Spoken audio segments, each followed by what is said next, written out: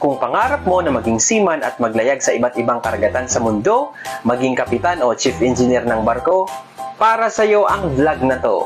Marami sa mga kabataan ang gustong maging seafarer sa kagustuhang makapaglayag at matupad ang kanilang mga pangarap.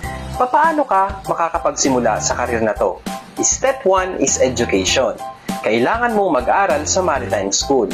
Dito sa Pilipinas, we have several reputable institutions like PMMA, MAAP, at napakarami pang iba. Ang mga maritime school na to ay may mga programs katulad ng marine engineering kung gusto mong maging engineer ng barko, marine transportation naman kung gusto mong maging deck officer o kapitan ng barko.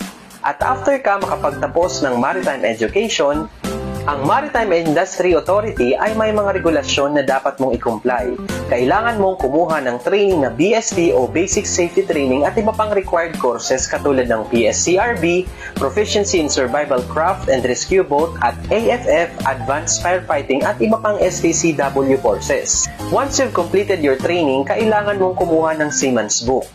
Next step, dapat sumampa ka ng barko as apprentice for your onboard training at dito sa Pilipinas, kailangan mo ng 12 months cadetship seagoing experience para ma-issuehan ka ng BS at para makapag-board exam ka at makapag-apply ng COC o OIC license. May mga maritime school na nakikipag-tie up sa mga shipping companies for cadetship program at may mga companies naman na nag-a-hire ng mga cadets for their cadetship onboard training program at malaki ang chance na ma-absorb ka at sila na ang magbigay sa iyo ng employment.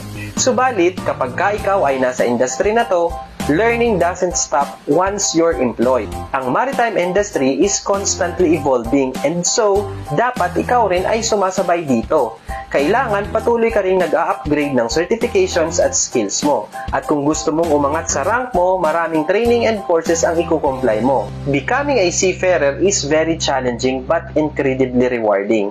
It requires dedication, hard work, and continuous learning. But if you have the passion for sea and adventure, it's definitely worth it.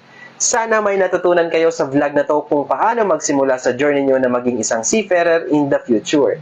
If you have any questions, just comment down below and don't forget to like, subscribe, and click the notification bell for more videos like this. Yun lamang, maraming salamat!